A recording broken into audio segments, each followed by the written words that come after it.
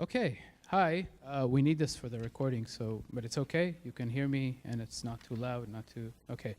So I have really a distinct honor, privilege, and pleasure to introduce a good friend and a colleague, Ran Zwigenberg, really a wide-ranging scholar, Asian history, Jewish history, European history, really epitome of a scholar who thinks comparatively and in depth and produces the kind of work that truly moves the field forward, raising new kinds of questions and new perspectives. So it's an honor that you agreed to come, Ran. Thank you.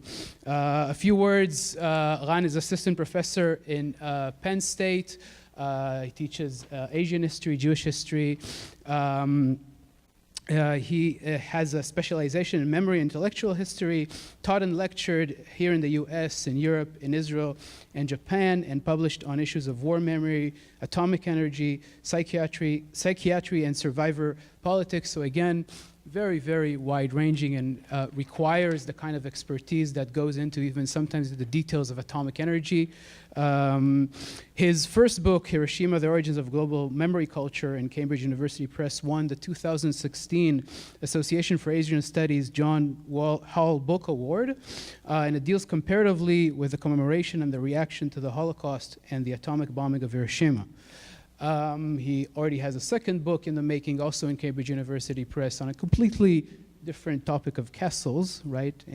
But we'll wait for another opportunity here at Stockton to hear about that. So please join me in welcoming Professor Ran Zwigenberg today. Thank you. I think this thing on? Yeah, I can just talk, right? Thank you, Russ. Thank you. I'm a bit blushing right now. I didn't know I'm so good. So thank you for coming today. I want to thank Professor Segal for inviting me and for Stockton. Thank you for coming and taking the time to hear about my work. So my talk today, Survivors, Psychological Trauma, Memory Politics in Hiroshima and Auschwitz, is basically kind of like Star Wars, both a sequel and a prequel to my book. It's based on the book, which came out in 2014, Hiroshima, The Origins of what was it again? Global Memory Culture? Which was a book which was supposed to be only about Hiroshima. It was supposed to be about a very particular strand of victim culture that is present in Hiroshima, the very basic narrative of Hiroshima, which historian from Columbia University, Carol Glock, called the history in passive voice. I mean, I don't know how much you are aware or know much about Hiroshima, but just to give you a taste of it, so when you go into the museum in Hiroshima, the Atomic Bomb Museum in Hiroshima, the first thing you hear is that atomic bomb was dropped on August 6, 1945. Dropped. Just like that. Not sure who dropped it, why, right? It's very, very passive. It's something that was done to them. In Japanese, even worse. Genboku ga otosareta. It's very, very passive. And I come from Israel. I grew up with a very, very different ethos in relation to tragedy, in relation to mass death, which is the ethos of the Holocaust. It's a very particular Israeli ethos of the Holocaust. And what I wanted to do was to compare these. However, from comparison, I went to something very, very different, which is entanglement. I'm not going to get into specific of historical methodology here, but the basic idea is that it's not just you're comparing A with B, it's just how A and B kind of interact. And their interaction actually creates something bigger, which is the global memory politics here, right? It's not just the politics of Hiroshima, the politics of the memory politics of Hiroshima and Auschwitz, but also global memory politics, right? World War II was, after all, a world war. It was a global conflict, hence it created a global response. And within this global response, the main kind of thing that I talked about, and I realized a lot of you are in Dr. Segal's class, right?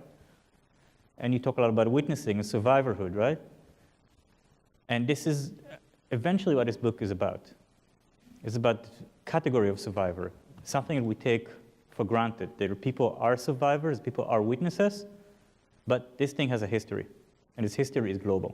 So this is what this book was supposed to show. How victims have risen to be something which here I call a moral authority.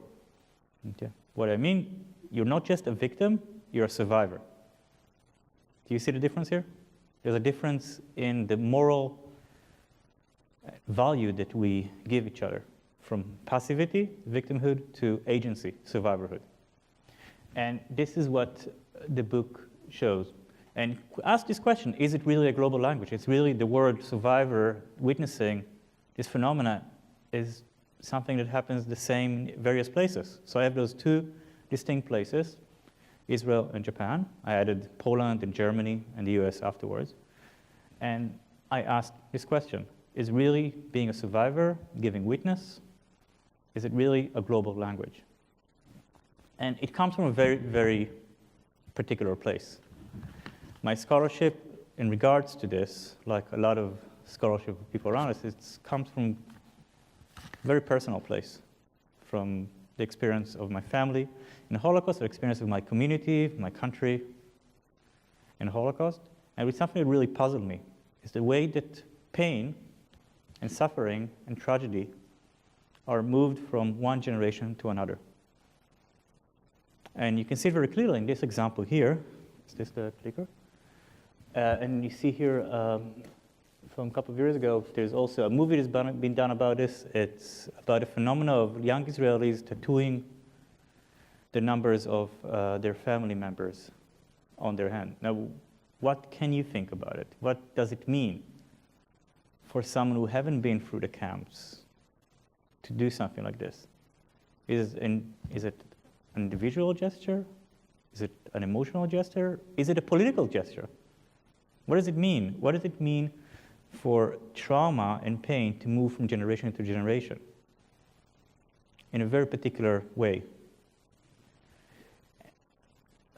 You see it in Israel, you see it in Poland, you see it in Germany, you see it in Japan. Trauma that happened 3-4 generations ago still impact our politics and our communities today. But again, this is not isolated cases, those are entangled cases. So in my book, I look at what I call sites of entanglement, right? Where can you see those kind of mixture and cross references and meeting between those two very distinct histories, Hiroshima and the Holocaust? And I found two examples, okay? One example is the example of activist survivors, people who work as survivors to bridge and reach out to people from the quote-unquote the other side, the other sides. One example was those group called the Hiroshima Auschwitz Committee. I have 3 chapters on them, actually, in the book. It's a group of people that are coming from Hiroshima, go to Israel, you see it here, go to Poland, trying to reach out to survivors of the Holocaust in order to prevent what they see is another Hiroshima, another Holocaust. Now, it's hard for us to fathom this because for us, this is such a distinct phenomenon now. But in the 60s, those were seen as one and the same. The next Auschwitz would be a Hiroshima. The next genocide will be atomic genocide. This happens in this year, 1962. This is when they go to their trip to pilgrimage to Auschwitz. What else happened in 1962? And what was the most important thing? Yeah. Cuban Missile Crisis. The world got so close, like that close, to nuclear annihilation. Now we know we were very, very, very, very close. And that really shook those people on both sides to come together and trying to save the world. And in here you see one of the representation of this, calling the nuclear powers, it's the Soviet Union, France, England, the US, the new Eichmanns. So you can see how those things kind of like change places. At the same time in 1962, a Jewish American doctor named Robert J. Lifton came to Hiroshima to work on the issue of psychological pain of the survivors. He met with this guy, which unfortunately is the best picture I have of him, Kubo Yoshitoshi, who was working on survivors for quite a while. Now, this meeting was a complete flop, okay?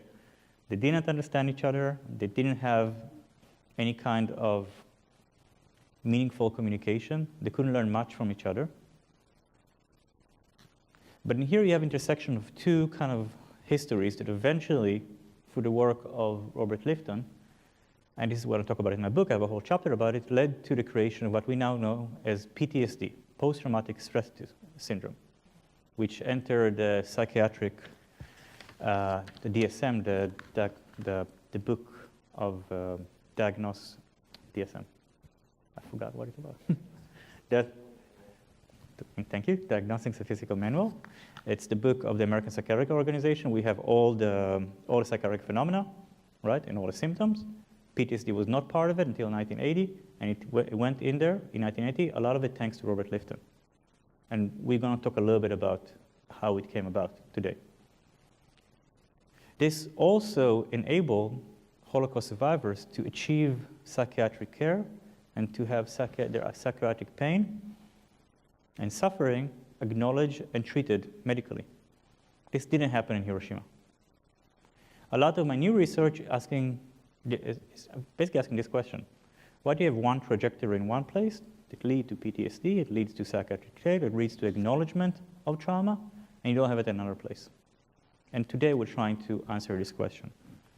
So today we're going to start with basically background of Hiroshima, 1962. We're going to start with Hiroshima, get to this particular point in 1962. Then we're going to talk about trauma and denial in both places, both in the case of the Holocaust and the case of Hiroshima. Okay, and we'll conclude by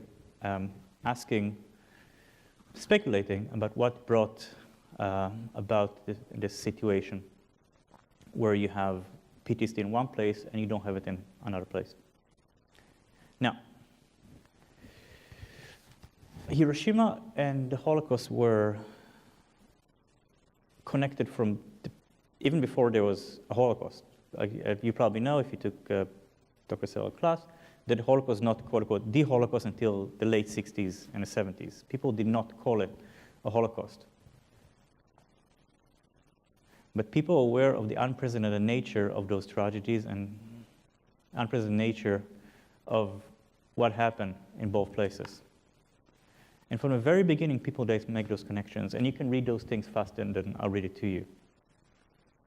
This is minority opinion. Most Americans were actually relieved and happy that the bomb ended the war. This is how they saw it, right? But a very vocal minority was very critical about the American actions because it really put into doubt this whole narrative of what the Americans told themselves about World War II, what we're still telling ourselves about World War II, right? The last good war. So if we were the good guys, how come we did this? How come we dropped the bomb? Who are we? Now, I'm not trying to say this is majority opinion. Again, those are minorities. But this end of the war was also very fast the beginning of the Cold War. It's not that World War II ended all conflict. Actually, people expected World War III to come very, very soon right after.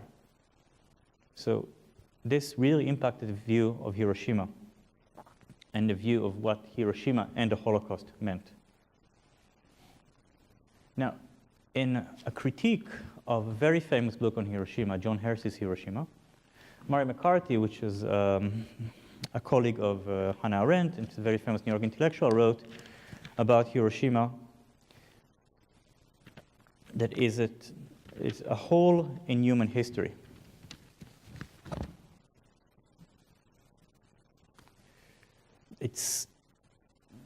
And you can say the same about Holocaust. This is so unprecedented. The nature of it is so beyond our normal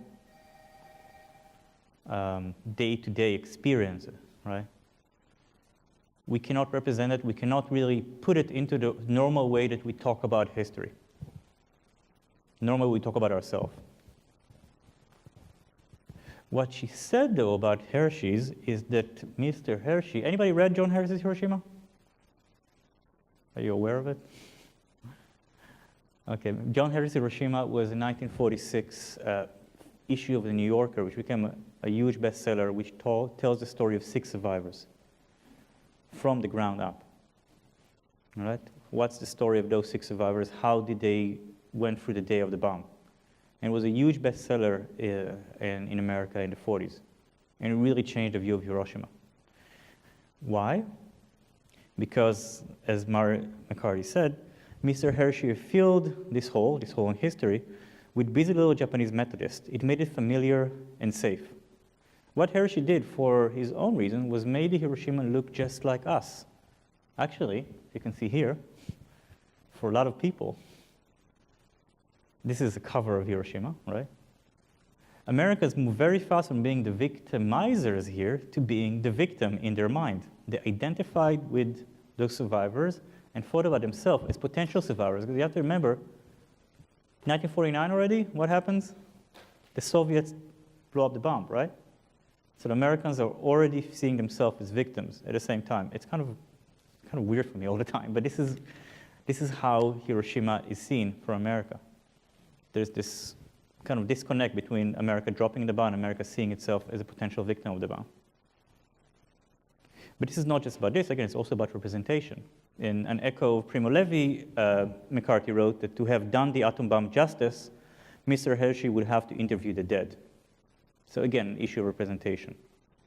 So from the American side, you're filling the hole with making Hiroshima part of our own human experience, making us as potential victims. We're all Hiroshima because the bomb is a threat to the whole world. Okay? From a Japanese point of view, you have a very similar kind of narrative, but it comes from a very unique place that put the Japanese nation as the first victim of the atomic bomb. This is from the Emperor's surrender speech. Again, it's very, very early, or it's already August 15, 1945. The important part here is that it's about why did they surrender? Basically to save the world, right? We surrender and we save the world from total extinction. Why is it important? Because it explained the narrative that Hiroshima developed. Hiroshima developed its narrative under American occupation, where the American experience of the bomb, understanding of the bomb, was accepted, and sometimes the only interpretation was allowed. There was very severe censorship of what you can say, what you can't say. And it was also part of a transformation of Hiroshima from being a city that was part of a nation at war into a city of a rebirth of the Japanese nation, a city that was symbolized the rebirth of the Japanese nation through what they usually call the baptism of fire. There's a narrative of transformation here. Okay? So the bomb has brought peace, and the bomb has changed us from a country at war to a country in peace, and you can see it here in this, for me, again, from our point of view, rather shocking things. Like today, this is 1 year after the bomb. Today is the day of the bright flash of peace. Or the song of peace that's coming from the sky. Amukuraru Heiwa no Jokekyu. And what's the song of peace? The bomb. And this my book is full of this stuff, so I can talk about it forever. This is not the main thing, this is just background. But you can see this narrative of transformation. Okay? Talking not about what happened, but about the future. Talking about the tragedy as something that led to something better. Okay?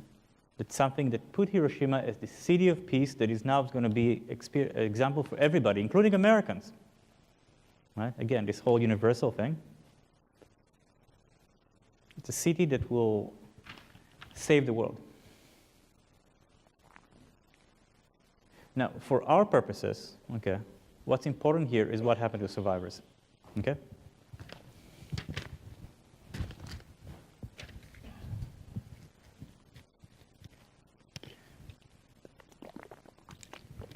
So, well,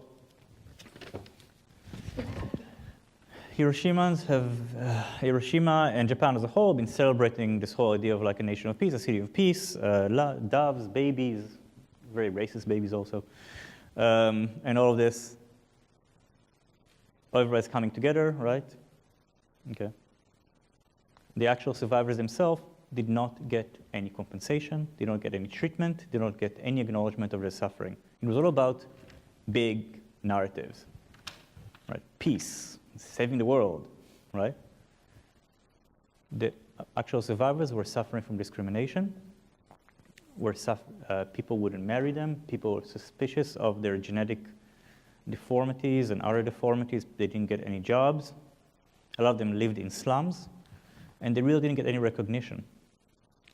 What the anti-bomb movement, this is not the city or the government, it's a peace movement, anti-bomb movement did in the mid-50s, for various reasons I'm not going to get into, was putting the survivors in the center of their movement.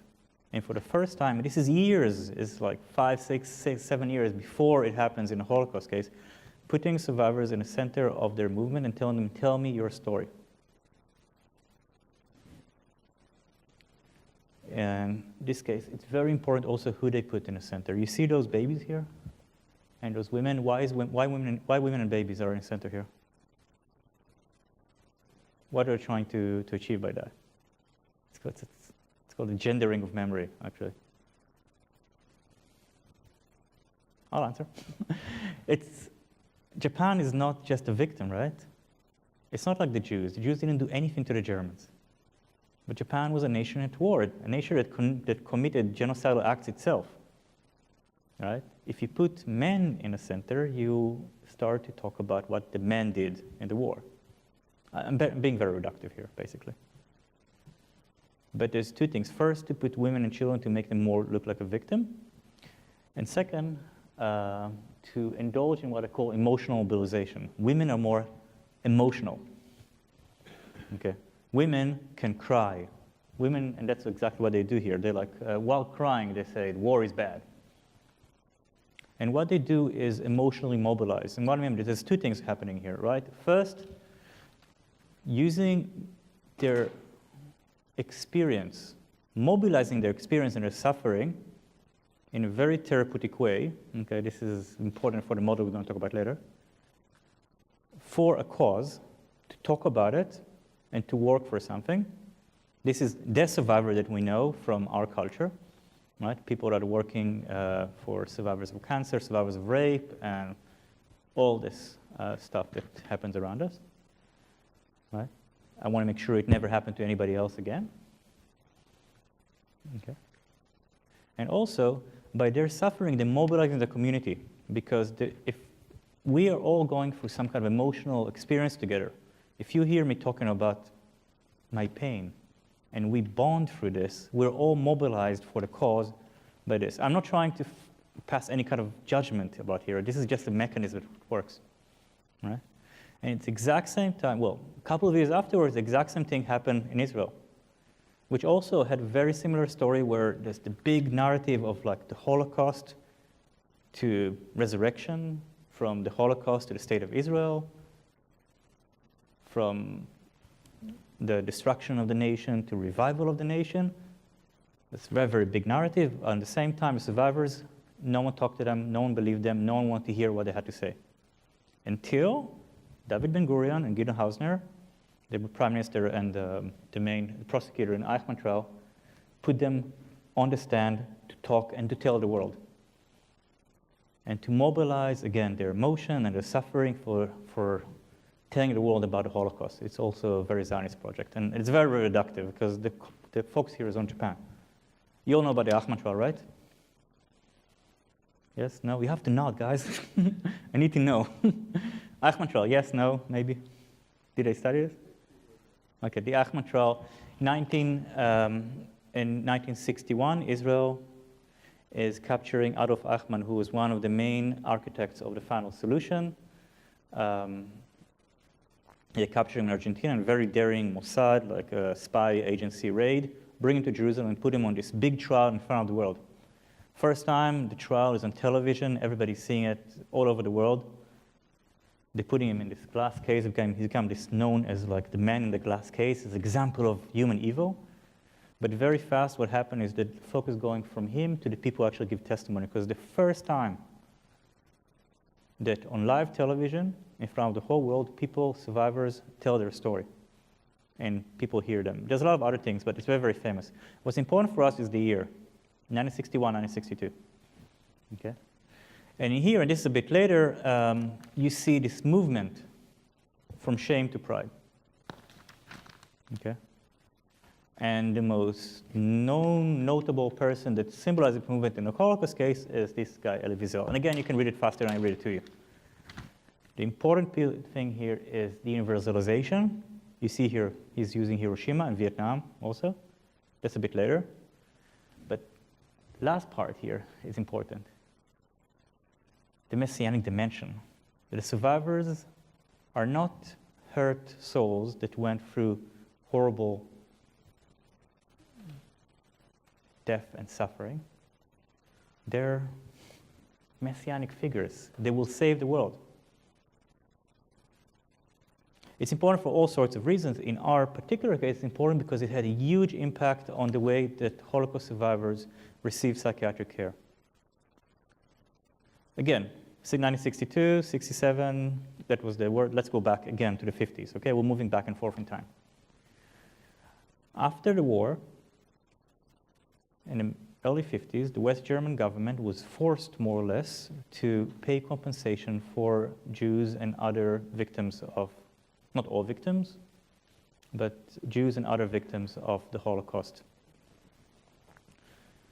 Thanks to the work of a couple of very dedicated German doctors, they also included psychiatric categories in this.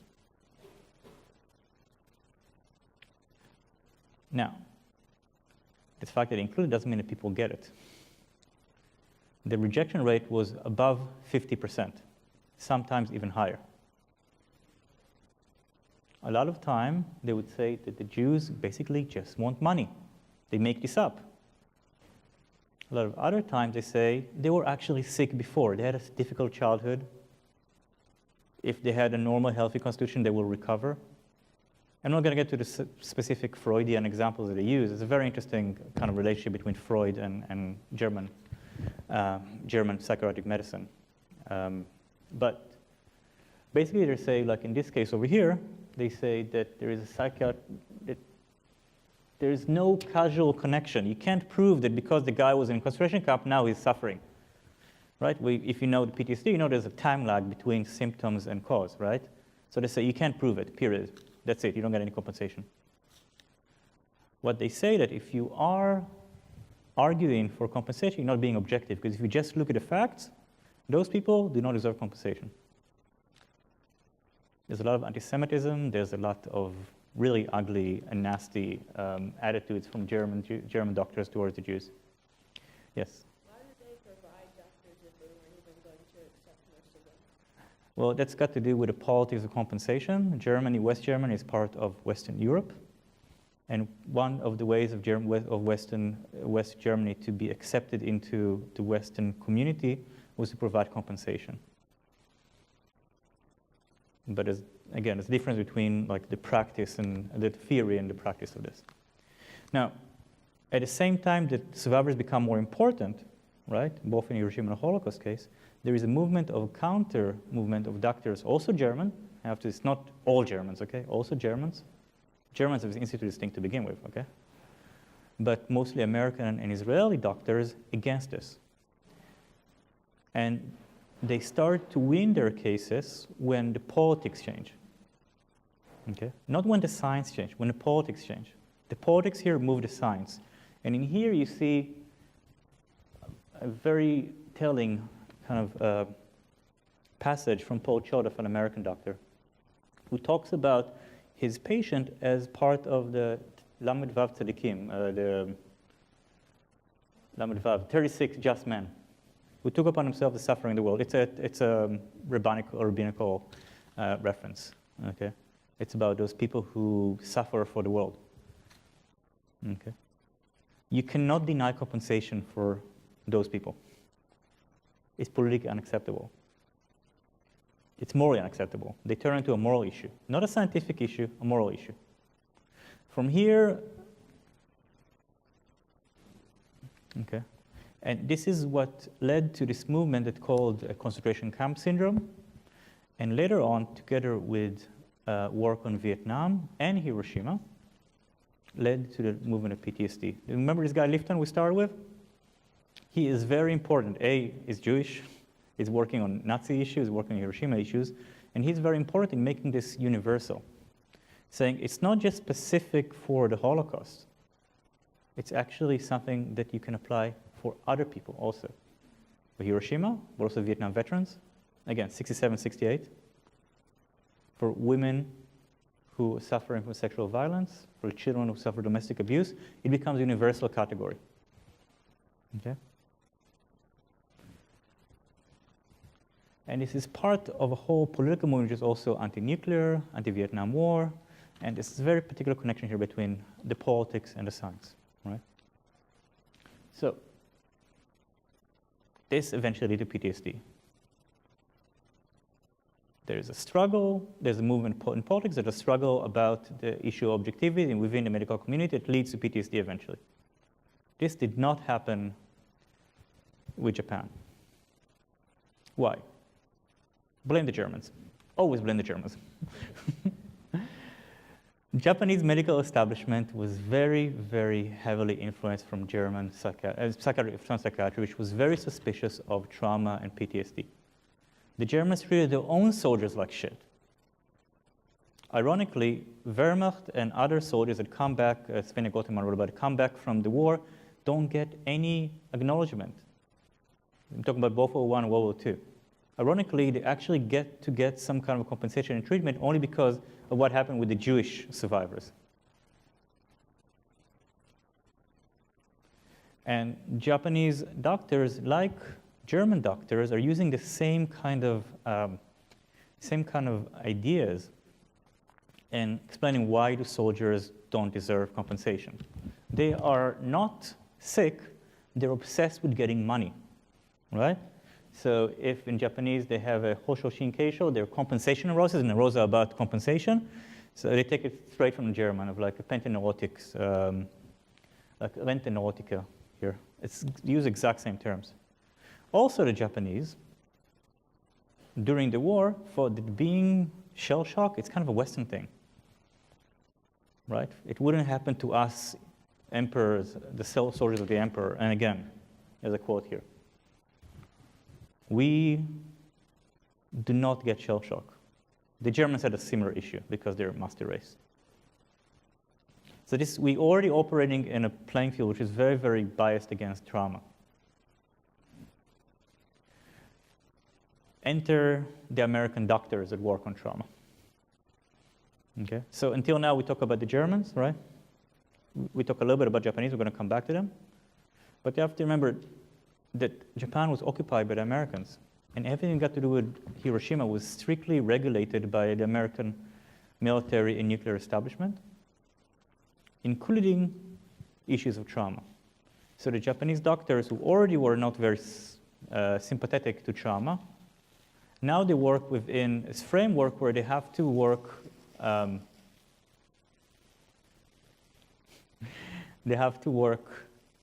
with Americans and within an American kind of framework. And I'll explain why in a second. Okay? Now, American doctors mostly work through the army, through a number of institutions. The two most important ones are the United States Strategic Bombing Survey and the American Atomic Bomb Casualty Commission. There are two big research facilities, research organization and research facility established in Hiroshima. The USSBS also worked in Germany. USSBS idea was that why do we bomb people? In order to break their morale. That was the idea. We won the war because we broke the Japanese, we broke the Germans. The question was, did we really do it?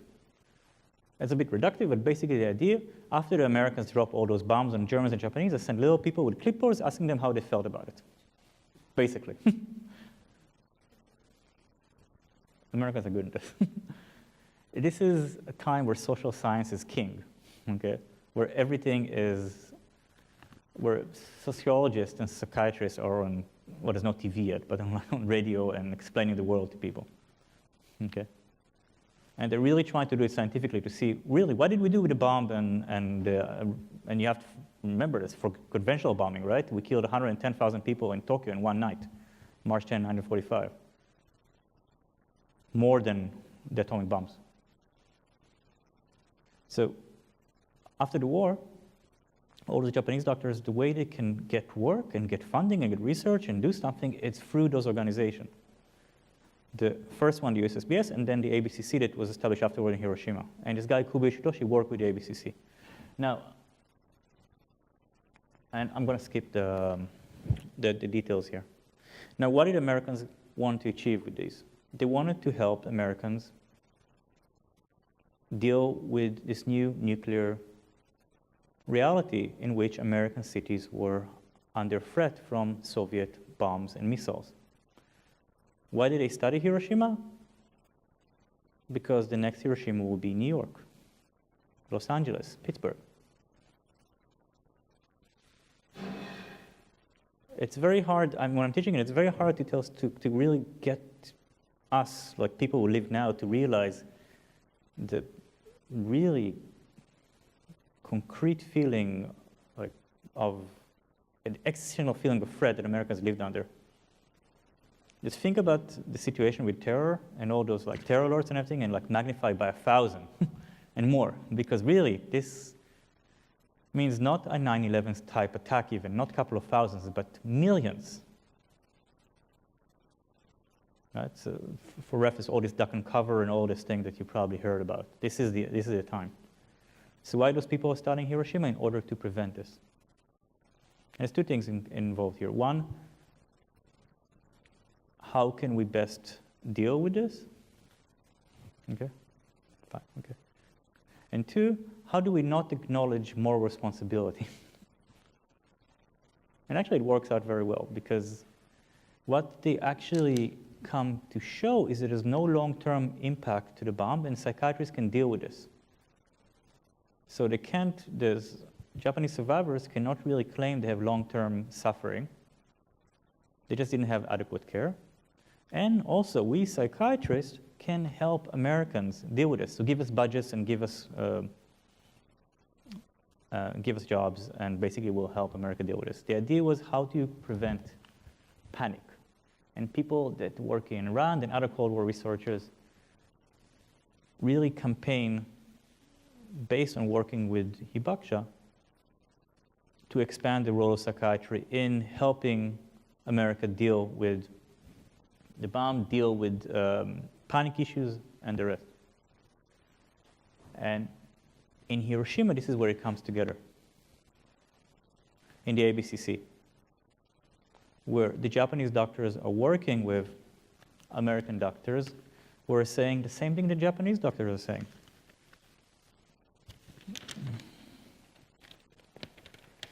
In one letter of the head of the ABCC to another doctor psychiatrist, said that Dr. Foley or you could write a statement which would cover the responsibility of ABCC of investigation in the field of psychiatry. However, and this is important, actually I should put it there, it is clear that whatever problems existed in 1945 could not very well now be isolated from many other important events of the era, which means the bomb, the war conditions, anything else, you can't really prove that their psychiatric suffering connect to the bomb. It's not objective, it's not scientific. And Hiroshima doctors are already operating. I want to go back to the beginning, right? To talk about Hiroshima as a city of peace, okay? A city for the world, optimistic, looking forward, okay? Calling the ABCC a sacred ground of world peace. It's the people who bombed them, right? And they call them people doing sacred work for world peace, right? This is where they work. This is the environment around they are. And Kubo Yoshitoshi, who worked, and this is a couple of the things that he worked with, was working for this. He was part of this organization called Psychological for Peace. He worked on compensation, but he worked for reconciliation. And part of it was, because of the whole American connection, is to minimize trauma. Actually, only in the 1990s, where PTSD came, quote unquote, back to Hiroshima, even though Hiroshima was very important, only when it came back to Hiroshima, only then did survivors in Hiroshima got care. Now, I want to end where I started, and with the category of survivor.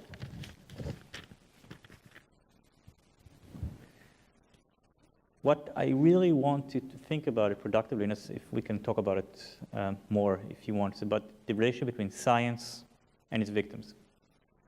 Because science here is both the problem and the solution.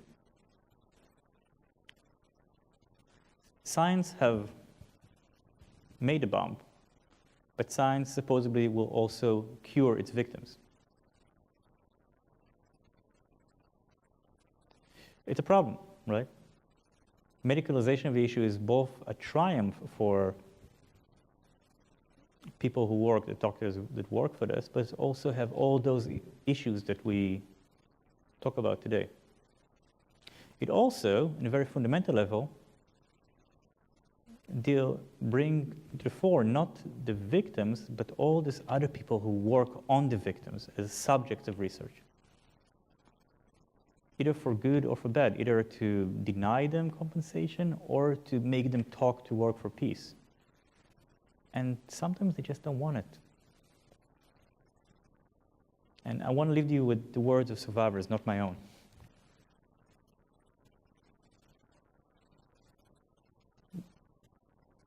Reminding us that all those grand claims for universalism and all talk about survivors and overcoming is not what everybody wants.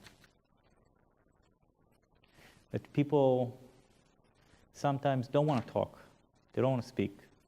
They don't want to be cured. They just want to remain silent and let the whole thing pass away with the dead. Thank you.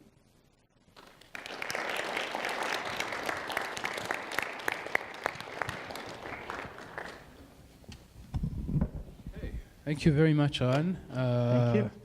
Very wide-ranging, provocative lecture, and ending with some things that the students in my Holocaust Clear, I mentioned, we discussed science in this history of the 20th century, in the history of the Holocaust, and also in the history of course, the atomic bomb and its aftermath that we heard now. So let's opening up for questions. Ooh. Yeah, and I'm aware that a lot of this is covering a lot of topics that some of you don't have the background, because I'm coming from two very different places, right? So Japanese history and Holocaust history, a lot of time I'm talking about there's always a gap on the other side, so I totally understand. Don't feel free to ask about whatever you want if you didn't get it. So Sal and then Bill. So my question for you is, like, looked at today, like scholars based on like the invasion plans and everything like that for America and like Japanese culture and how they felt about surrendering and stuff like that. If the invasion would have went through and the bombs weren't dropped, you're looking at hundreds of thousands to even millions of casualties. So like your talk kind of, it highlighted Auschwitz and the survivors there and also the survivors of Hiroshima. But if the invasion wouldn't have went through and the bombs wouldn't have been dropped, the number of casualties and even people who needed like the psychiatric care would have been through the roof. So would you say in a way that the bomb was beneficial, like to society itself? Because if the invasion would have went through and the bombs wouldn't have been dropped, you would have been looking at way more people that either would have been killed or severely injured who have seen a lot of things because the land was unknown not only to Americans, but also like the Japanese citizens also believed in like fighting for a cause. So like what is your opinions on kind of is the bomb worth dropping or not worth dropping? Okay. So the question is, if I understand correctly, was the bomb justified or not, basically? There's a long debate about this. The basic consensus among scholars now that the bomb was not needed. The bomb was dropped from not just to end the war, but also to frighten the Soviets, and the bomb did not end the war, but the Soviet invasion did end the war. And Japan would surrender anyway, even without an invasion, by November 1946. The United States Strategic Bombing Survey, the people who did all those work, concluded that Japan would have surrendered by November 1946. The myth that was created was the bomb was a necessary evil. That's how we explained ourselves, because if we didn't do that, we would have to invade. However, a lot of debate about this. It's not consensus at all among scholars, but the main idea that emerged from this historiography is that the US, I'm not American even, did not have to invade, and it was something that was made by the people at the time in order to justify the bomb. The bomb cost around about $2.5 billion, which is much more in today's money. Truman himself could not have stopped the bomb. There was too much momentum. There's too much money involved. There's too much. America spent so much on this, and the Russians were on our doorstep. There was a lot of other consideration about the invasion. And I understand why it's something that's taught in our schools, right? But this is not, if you really look at the record, it's much more complicated, right? So this is the, well, not quite short, but this is the answer to your question. Now, the other issue that I want to mention is that it really doesn't matter, because the bomb was dropped, okay? And this thing was done and was unleashed, and we have to deal with this both as Americans or Japanese or human, period, right? But what this thing did to those people, right? So we can argue for years about this, and people did argue for the last 70 years about this, but eventually it's something that happened. We have to deal with this because fortunately for us, Nagasaki was the last, well, actually not even that. We dropped 2,000 bombs, we as humans, right? There's more than 2,000 nuclear experiments. You know the most nuclear bomb country in the world? The US. The bomb that had the most bombs dropped on it, the country, the US.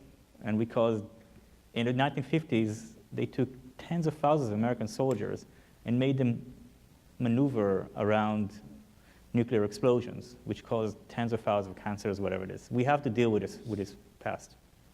Okay, so. And there's one more thing Yeah. here about this, that this is, I think, correct me if I'm wrong, Yeah.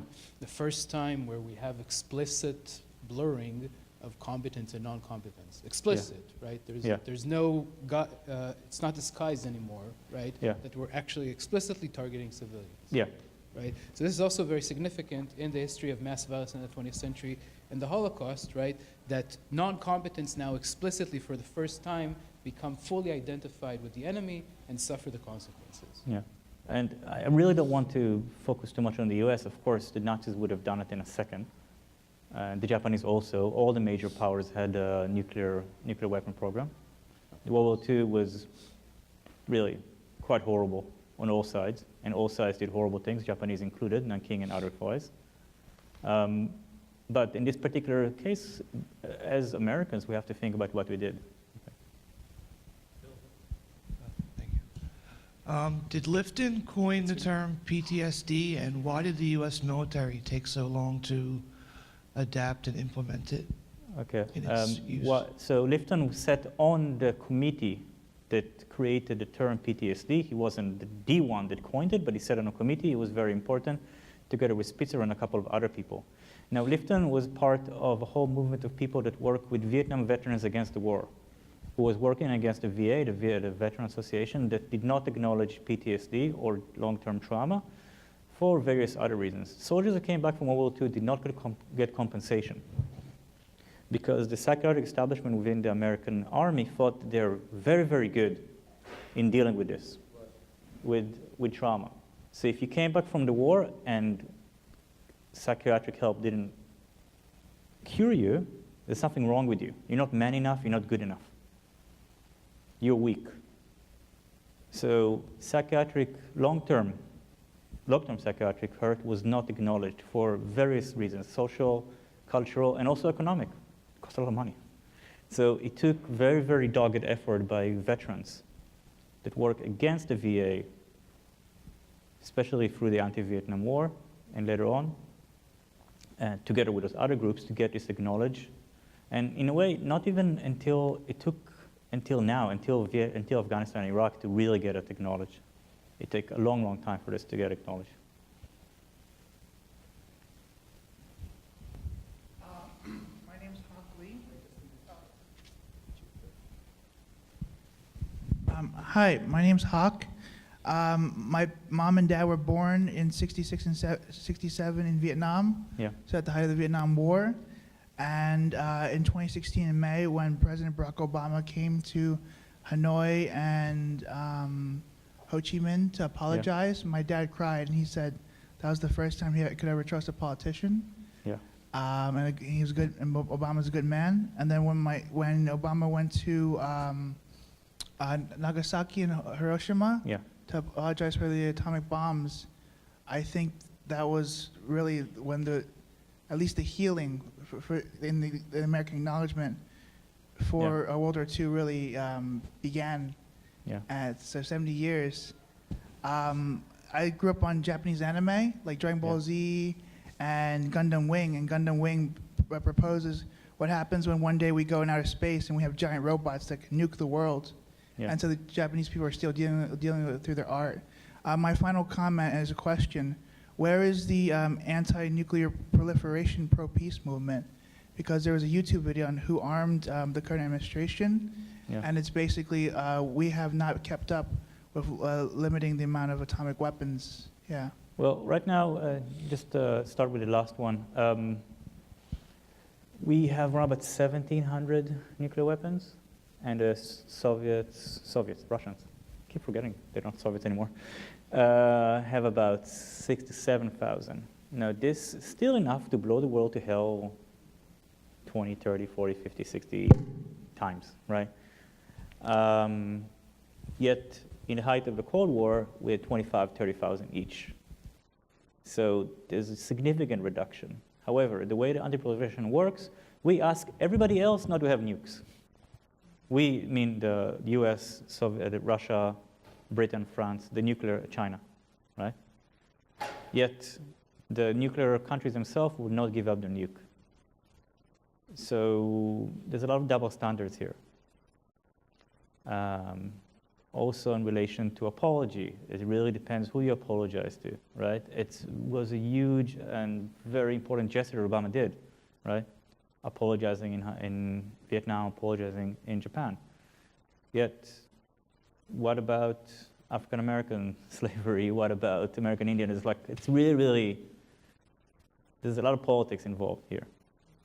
Let alone the fact that the Japanese themselves never apologized. Well, they kind of did, but not really. It's very complicated. The politics of apology are very complicated, and they're very, very entangled with the politics. But within this context, of course, was a very, very moving and important gesture. I'm just too cynical, I think. Yeah. Yeah.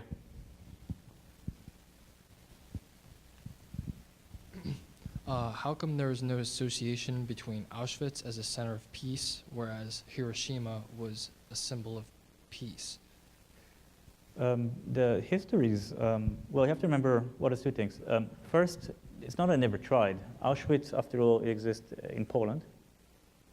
I should be very careful in my language or the Polish government will sue me. I don't know if you know the context.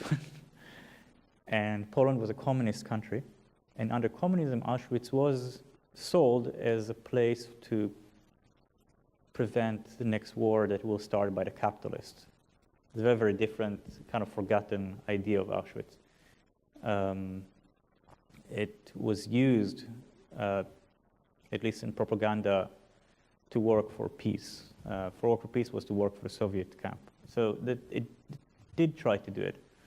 But there is kind of, the main reason is there is a divergence between those two narratives. Up until the late 60s, they more or less kind of mean the same thing. It's the worst that men can do to other men, that humans can do to each other, and they're more or less comparable, and we have to work together to prevent the bomb. Because again, the bomb is such a huge existential threat to everybody, especially after nuclear crisis. But then you have Vietnam, and things started to change. You have Vietnam, you have the Cambodian genocide.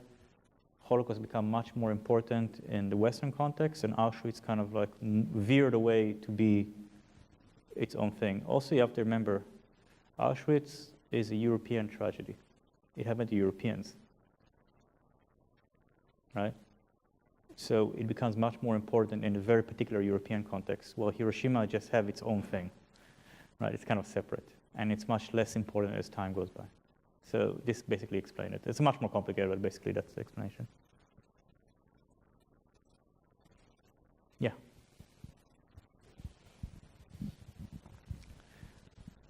It's a lot of great questions. Thanks, guys. I'm very excited.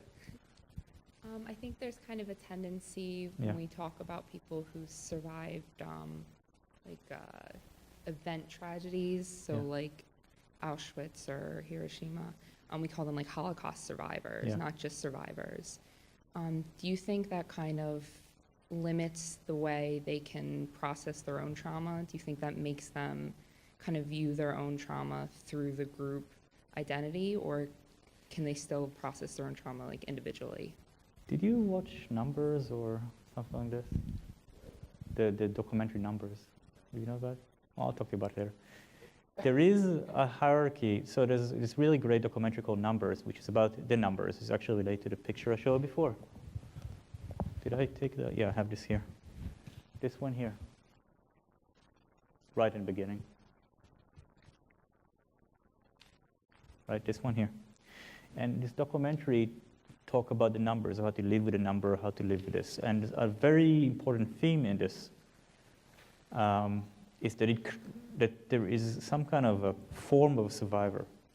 How survivor is supposed to be, how you're supposed to talk about it, how when you go to a school or whatever, how you're supposed to tell the children what's the lessons. It's happened also in Hiroshima. And a lot of people just don't confirm because nobody, let's go back to what I said before about this is why I ended with this quote, because a lot of people just don't want to deal with this the way that is prescribed.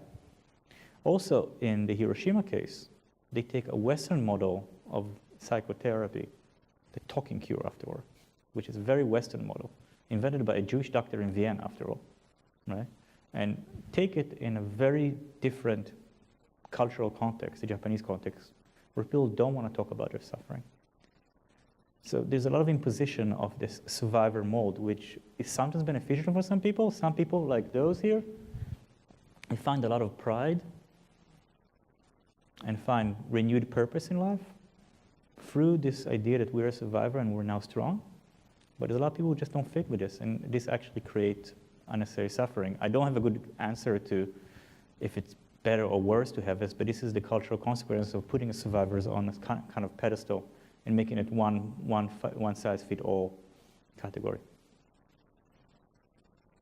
Okay. My name is Chris. So I was looking at the markings and what you were saying. I was just wondering if the psychological trauma can be inherited as a people. Do you think the nation, after the bomb has been dropped, like for a generation, like they have inherited a certain psychology, a certain way of thinking because of that bomb, in opposed to American people, students or children, however they grow up?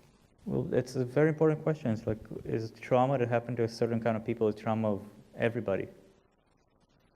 And here you move from individual trauma to collective trauma. And in here you have to have mechanism beyond the actual event of the bomb. So if, for example, let's say the first question we had about invasion, if there was an invasion and then you have huge numbers of people involved in this and huge number of people experience this, so yes, you might be able to talk about collective trauma, but in this case, there is a mechanism that is perpetuating this trauma, either through schools or curriculum or movies or the culture industry, or even, in this case, very personal. Again, there's all those levels. Trauma happens to one set of people, right? It doesn't happen to all Japanese or all Americans, right? But it's a way, how do you move from the trauma of a particular group of people to a collective one? There's a whole mechanism involved. So of course, in the case of Japan, because it had useful, I wouldn't say useful, it's not the right word, I mean, it had a place in the identity formation of Japan after the war. It was given to the people as a whole through the education system as a whole. Of course, very different lessons were in America because, again, we as Americans don't want to say that we're the bad guys, right? So we tell ourselves very different stories. So of course, it's very different understanding. I mean, no one wants to tell themselves they're the bad guys, right? So that's what happened. You think about, I have friends who work on American Indian issues. And there's a big question about whether to model American Indian experiences on the Jewish experience or not. There's a lot of talk about whether it's good or not to do it, but one thing that people are kind of admiring with the Jewish experience is how they managed to do it so well, quote unquote, to make the experience of trauma like a tool to empowerment in a way. But again, can you take experience from one people and just impose on the other? It might create problems.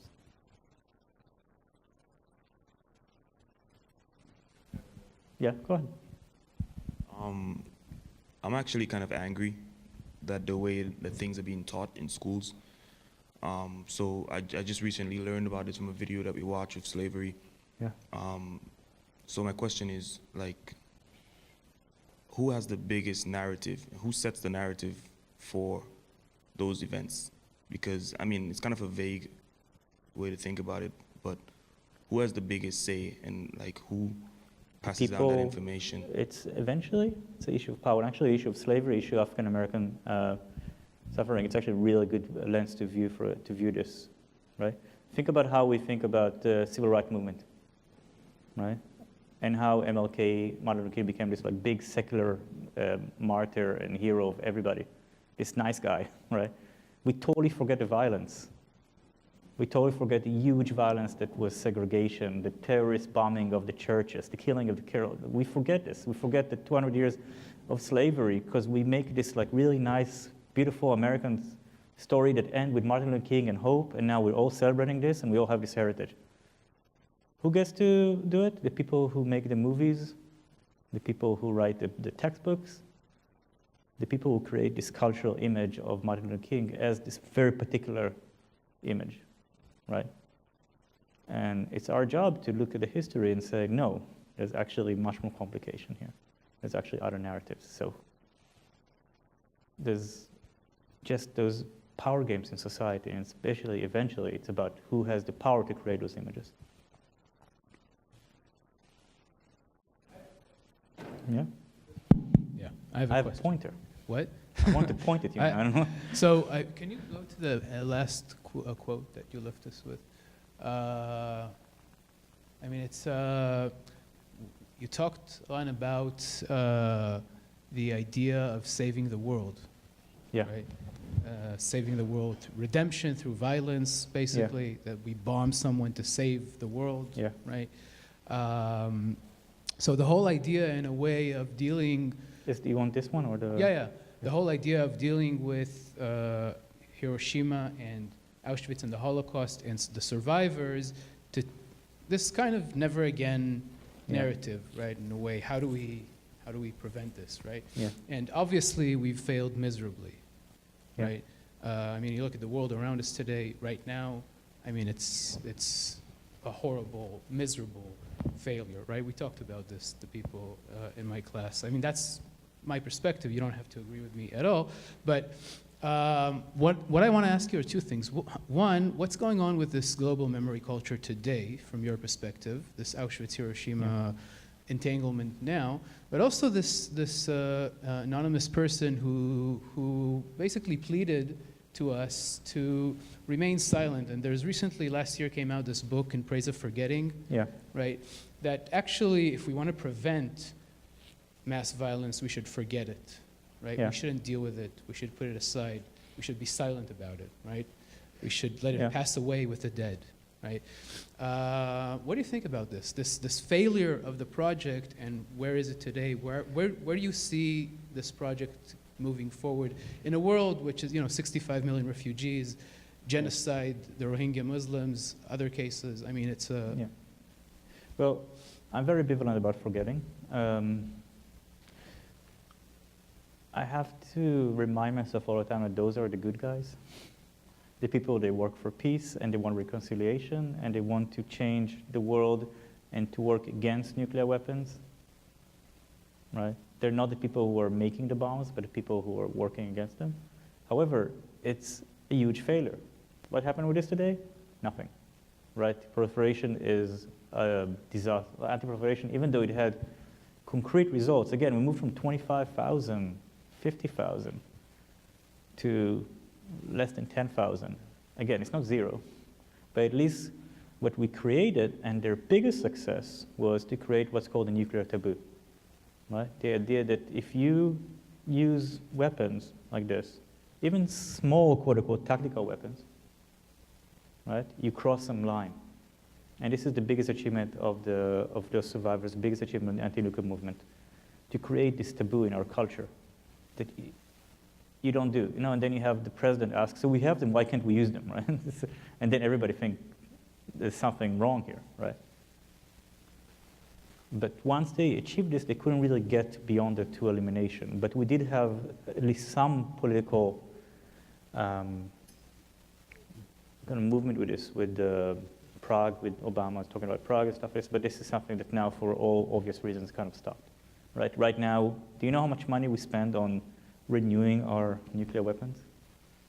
$1.7 trillion. Can send you all to school multiple times, and your children and grandchildren and great-grandchildren, right? I mean, and oh no, just the budget came out today, 68%. If you take the budget, the military budget, with Pentagon, 61%, 7% VA benefits, which is also military, then they did Department of Energy, which is also, it's basically nuclear weapons, right? We get to almost 70% of our budget that is for defense. It's crazy. So why is it solved? Why all of this is for nothing? It's because of this. As long as we spend so much money and put our priorities like this on war, the war would happen. And this will continue to work. But I'm going off topic. Let's go back to Hiroshima, right? Those are people that, thought they're doing something good, right?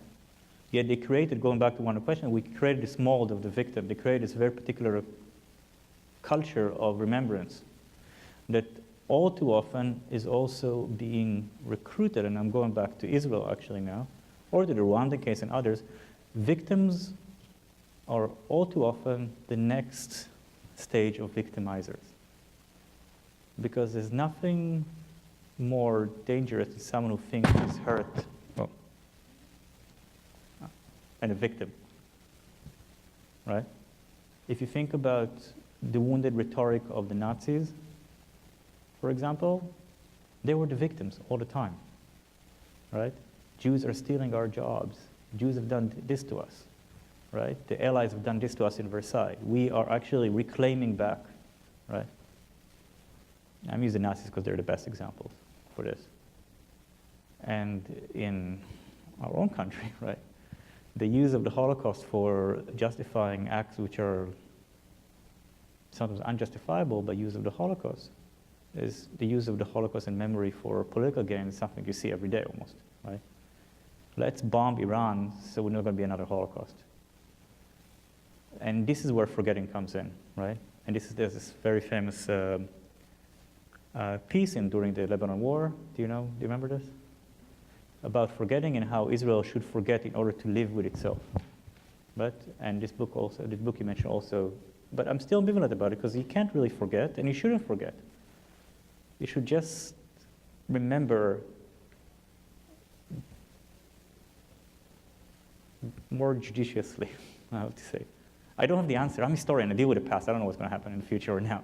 But looking at, from my perspective, memory culture as we have today took a wrong turn, right? And it created eventually more suffering than it alleviated. So there's a paradox here. And it's the same true also for PTSD. It was both a triumph for those people, but it created more problems by medicalizing and universalizing the problem and creating those patterns.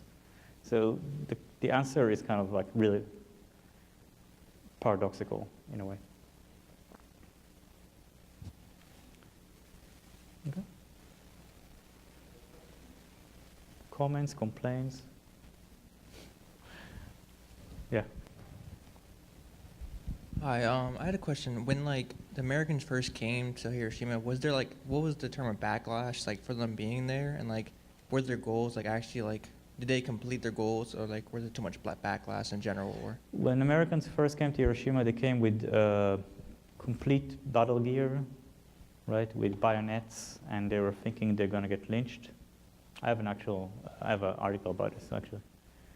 They really, American soldiers thought both that they're going to be really hated, but also they were very afraid of radiation, rightly so actually. A lot of people got sick from being stationed in Hiroshima and Nagasaki. Not so much in Hiroshima because we gave it to the British. to police. But the Marines were in Nagasaki, and a lot of Marines got sick from being stationed in Nagasaki. But what actually happened eventually is that the fact that the Americans eventually were greeted with relief, because there's two things that happened. One, once the emperor surrendered, there's about a month or two until the Americans came in. So they surrender in August 15, and then the Americans come in like, I think it was, and don't quote me on this, I think it was like September 10 or 15. And in between, there's breakdown, there's looting, there's a lot of breakdown of social order, and Americans come in and restore this order. So there's relief in this. Also, the Japanese expected Americans to act like they acted in Asia, which was very badly, to say the least. Just think about Nanking or Manila. Japanese treated civilians and occupied territories really, really badly. I'm talking genocidally badly, right? And accepted to be paid in kind by the Americans. And the American army just don't do this, right? You can say a lot of bad things about the US Army, for sure, but in the case of the occupation of Japan, also occupation of other places, there's no organized looting, there's no organized raping.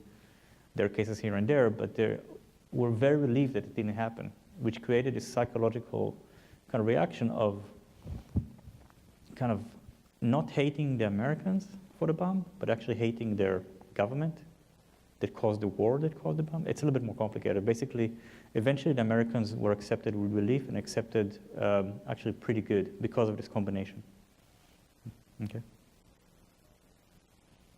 That brings us back to bombers and rescuers. Yeah. Right. Well, thank you very much, Ryan. Thank you, for and thank an you guys. It intriguing was- lecture, and we look forward to hosting you with your book on castles at Yeah, some we point. can talk about Nazi castles and what is it, Wolfenstein? All right. Thank you very much. Thank you. Thank you. Thank you, actually should.